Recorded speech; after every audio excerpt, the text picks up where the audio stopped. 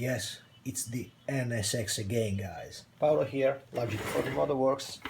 And the video of today is a little update about the situation on the production of the NSX.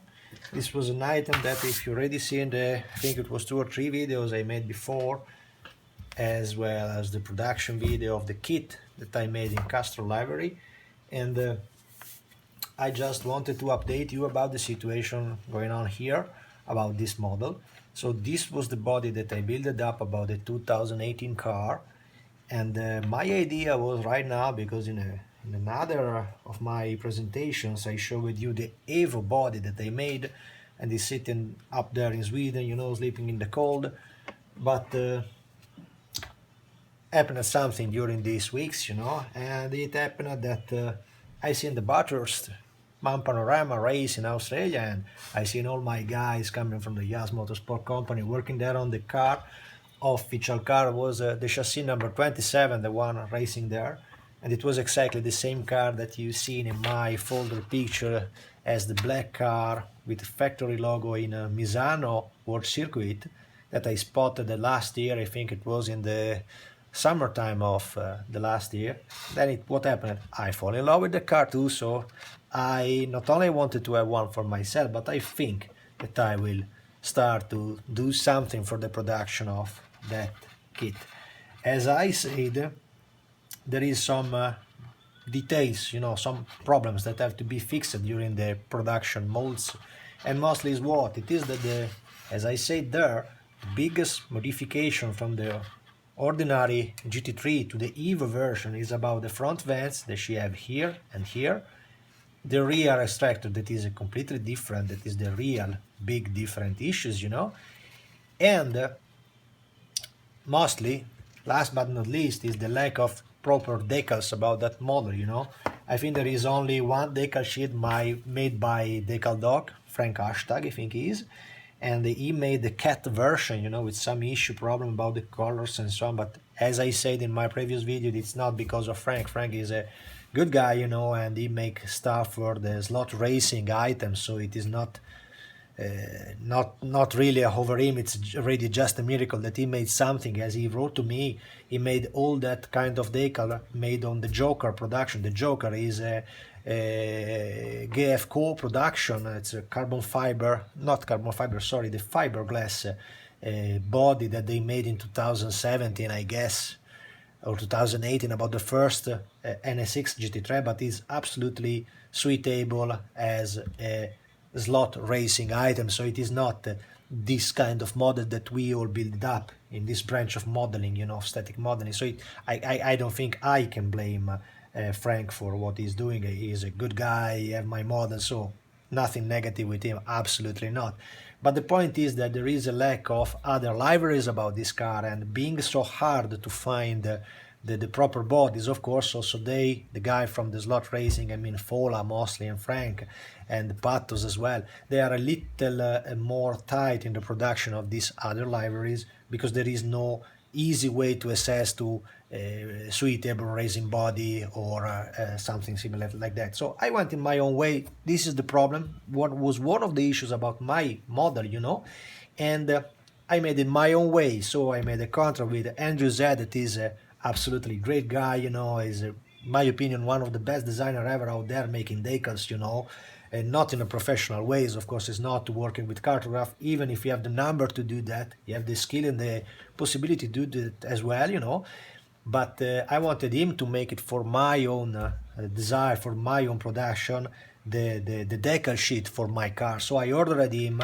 after the Mont Panorama race to make drawings about the nice Motul livery that they used in the race. The Motul is a classical color, exactly like the Castro, and it is so much connected to the history of Honda racing. It takes again the colors of Honda, that is white, red and black, with the logos of the Motul, the official oil from Honda. If anybody of you had a Honda motorcycle, and so you know that the mechanic always tell you what kind of oil, Motul or Castro. So it's always that you place inside your Honda. So it's so connected to the company themselves.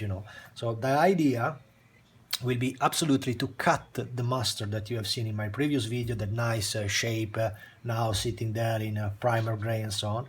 And my idea will be not to make it up like a new full body like I did with this car, because this car is still possible to produce, you know.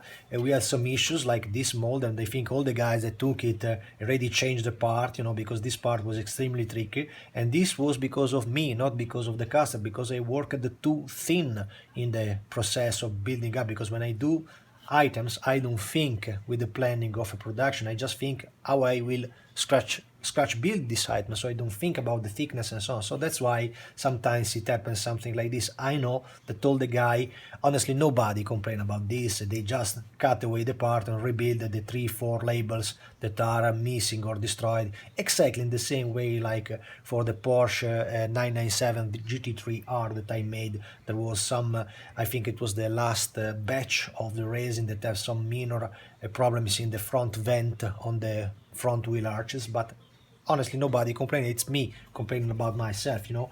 And so the idea will be to cut the master that I did. As I said in a previous video, it was quite easy to prepare the rear part, because the rear part you just follow this line. We are lucky that in the real NSX there is on the completely different bodywork they applied this line that is the possibility to take away the rear hatch to access to the back part of the gear shifter and the engine, you know, and the exhaust system. So they take away all this main part with bolts inside here. So I will cut my model here following this line over the rear lights. So all this part will be apart. Probably I will cut away, that is the master of the real car, and I will show you later. I will cut away these vents and mold it alone, because if the caster have this part alone, that part alone, he can absolutely do in a proper way, you know, he's incredibly skilled, so it's no problem. And then I was thinking, because for the casting process, the hardest part is to fix something for the front end, you know.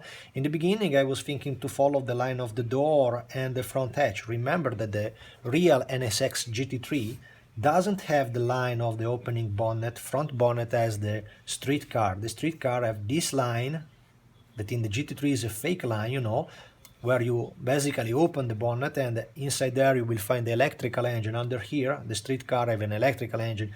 Instead the racing one is powered by a V8 twin turbo for Honda, powered by Cosworth, so prepared by the Cosworth in UK. And they don't have, for regulamentations and so on, they don't have the front electrical engine. The original project of the GT3 NSX also featured the front part, if they allowed them to use, like the Porsche did back in time with the hybrid version and so on, because the car herself start like an hybrid supercar, you know. Instead the racer, it is absolutely not, it is the brutal V8 in the old-fashioned way, you know. And my idea for the molds will be, instead, I don't have that mold now because that model now is in Sweden and I am not there, and I will probably cut it here on this line, this not to create for the modeler cutting the part to have a problem with the extremely thin pillars from the main windshield. So my idea it was to cut something like here, you know, like in this line, to have the vents here. So you basically will cut this part for your model, this and that. This is okay because this is quite stable part, and probably the only part that remain to be fixed by your own, by the model, will be just to cut this side and make the front lip in a different shape. So the only modification that is up to the modeler when I will produce that part will be just around the front lips. This because in this moment right now I have to talk still with the customer about this. I think is maybe better and probably cheaper just to produce the front end, you know, this front part. As I said before, this is a fake line in the GT3 because the real GT3 opens completely here. So they take it away completely, the front part of the car, to have access from in the front suspensions, you know. So they don't respect the line. So it is not just this line. I can cut this and allow the modeler to change all the upper part of the bonnet. Of course, making better the details here. So there is something more to detail on that master, but it's a minor work, honestly, because the shape is already done, and the shape is the most important issue on the Evo version of the GT3 NSX. And as well as probably checking the picture, I think that compared to the master that I made 1 year ago, the rear main wing have a different shape in the Evo version, because if you check the picture from above of the car, the newer version have a different shape. Here in the corner there is a little curvature going in the front part, it's a little like a taking back something like we seen in the Porsches in the 90s, the GT2 Porsches racing. So this is probably something that I have to rebuild, but it's no problem. No issues for me to create a master for that. Is an easy work for me, not a big task.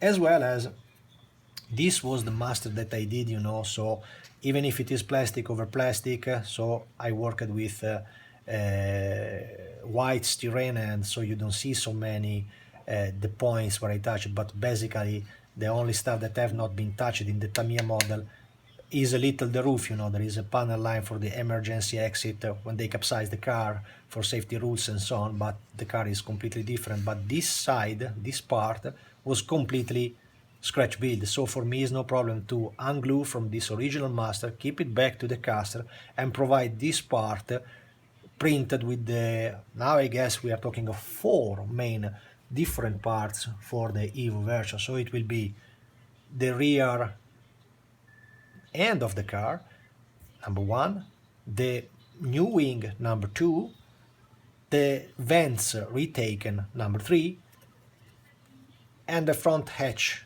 front bonnet, the piece of the front bonnet, number 4. So I think that with just 4 main parts, quite big, so there will be 4 quite big molds in resin, but I think with these 4 parts you are allowed to modify the body that you have, or that you can buy, because this is anyway still in production. I mean, the mold is not broken, I have so many items to do, so I think we can do more of this car, at least some quantities. I'm nearly respecting the numbers of the car. I think little more, I guess.